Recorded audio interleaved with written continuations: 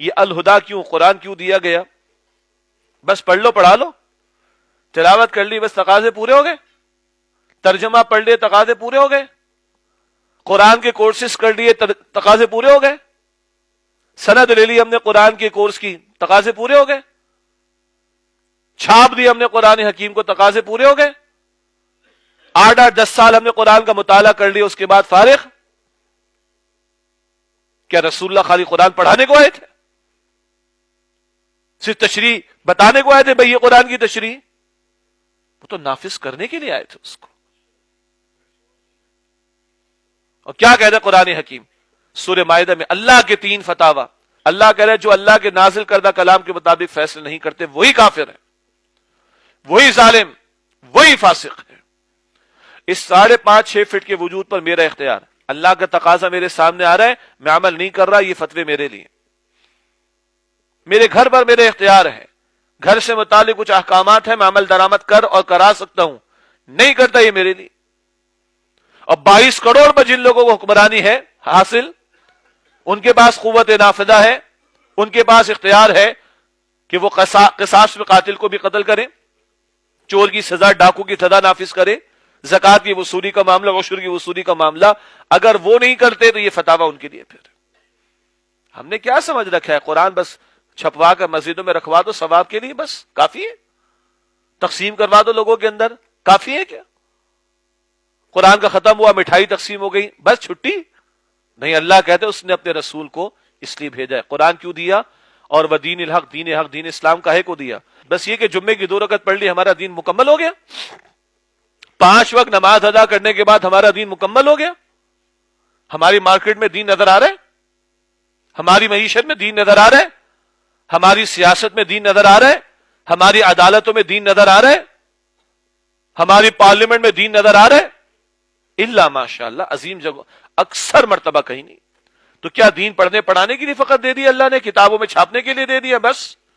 دارالفتاح فتاوا تو دے رہے ہیں، دبئی جانا ہوا وہاں بھی فتوے چھپے ہوئے رکھے ہوئے ہیں، بھائی شراب اسلام میں حرام ہے، اور محکمہ اوقاف گورنمنٹ آف دبئی اس نے چھپوا کے رکھوائے ہیں مسجدوں کے اندر۔ تو تمہاری ڈیوٹی فری شاپ پہ کیا ہو رہا ہے؟ تو یہ فتوے چھاپنے کے لیے فقط کیا؟ یہ ہمارے بھی آپ علماء سے جا کے فتوا لے، فتوا تو وہ دے دیں گے، لکھا ہوا دیں گے نا۔ آپ پوچھیں بھائی چور کی سزا کیا ہے، وہ فتوا آپ کو دے دیں گے نا، بھائی چور کی یہ سزا ہے۔ تو کیا چوری نہیں ہو رہی ہمارے ملک میں؟ ہو رہی، سزائے نافذ ہیں کیا؟ اسی وجہ سے ہو رہی۔ تو کیا یہ قرآن، یہ دین پڑھنے پڑھانے کے لیے بس، چھاپ دینے کے لیے، علم حاصل کر لیا اس کے بعد مطمئن ہو کر بیٹھ جانے کے لیے؟ نہیں بھائی، اللہ کہتا ہے میں نے اپنے رسول کو الہدا قرآن دیا، وہ دین حق، دین حق، دین اسلام دیا، لیظہرہ علی الدین کلہ، تاکہ آپ صلی اللہ علیہ وسلم اس دین حق کو کل کے کل نظام زندگی پر غالب فرما دیں۔ بھائی حضور تو چھٹی نماز بھی ادا کر رہے تھے، کون سی؟ تہجد کی، لیکن احزاب کے موقع پر 4 قضا ہوئی ہیں، غزوہ احزاب کے موقع پر خندقیں کھودی گئی نا، 4 نمازیں قضا ہوئی ہیں وہاں پر۔ حضور نے طائف میں اپنا خون دیا، حضور نے احد کے میدان میں اپنا خون دیا، حضور نے روتی آنکھوں سے بیت اللہ کو الوداع کہا، حضور نے اپنے 259 صحابہ کی جانیں اللہ کی راہ میں پیش کی۔ یہ کاہے کا کام ہو رہا تھا 23 برس؟ کیا مکے میں صرف نمازیں پڑھتے تو مسئلہ ہوتا؟ پڑھ لیتے؟ کاہے کو ہجرت کی اللہ کے رسول علیہ السلام؟ کاہے کو تلوار اٹھائی؟ کاہے کو باتیں سے ٹکرایا اپنی جماعت کو؟ کاہے کو اپنے صحابہ کی لاشیں اٹھائے؟ کیا اس سب کو آج امت فراموش کیے بیٹھے رہے گی کیا؟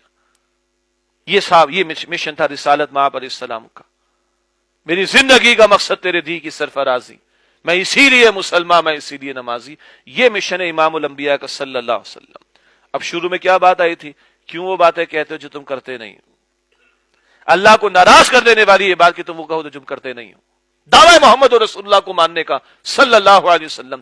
آج تمہاری زندگیوں میں کیا نسبت ہے محمد رسول اللہ سے؟ کیا تعلق ہے تمہارا محمد رسول اللہ کی جد و جہد سے صلی اللہ علیہ وسلم؟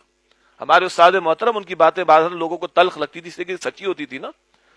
یہ بتاؤ کہ حضور احد کے میدان میں کھڑے ہوں اور اس وقت کوئی مسجد نبوی میں بیٹھا ہوتا، مجھے اجازت دیجئے میں کچھ اضافہ کروں اس میں، اور وہ نافل ادا کر رہا ہوتا اور حضور میدان احد کے اندر ہوتے، اس شخص کا ایمان معتبر تھا؟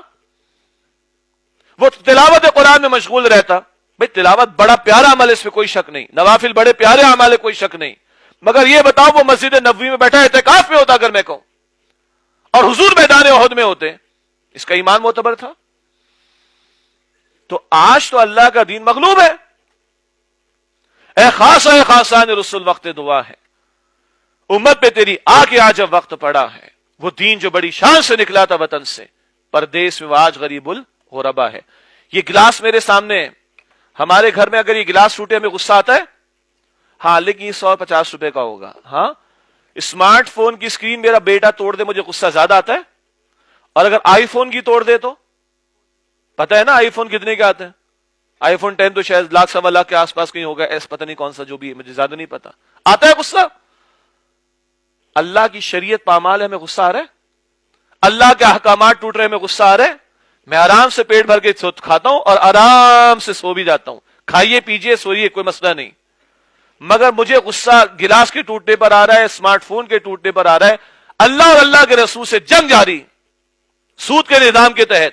کبھی چہرے کا رنگ بھی بدلتا ہے ہمارا، کہاں کہاں غصہ آ رہا ہے، مرچ نمک اوپر ہو گیا، گھر والی نے کر دیا تو غصہ آ رہا ہے، اور اللہ کے احکامات گھر میں توڑے جا رہے ہیں، محال میں توڑے جا رہے ہیں، معاشرے میں توڑے جا رہے ہیں، کوئی تکلیف ہو رہی تو پھر ہم اپنا جائزہ لیں، لما تقولون ما لا تفعلون۔ خليل بالقرآن هو إمامنا على هداية الله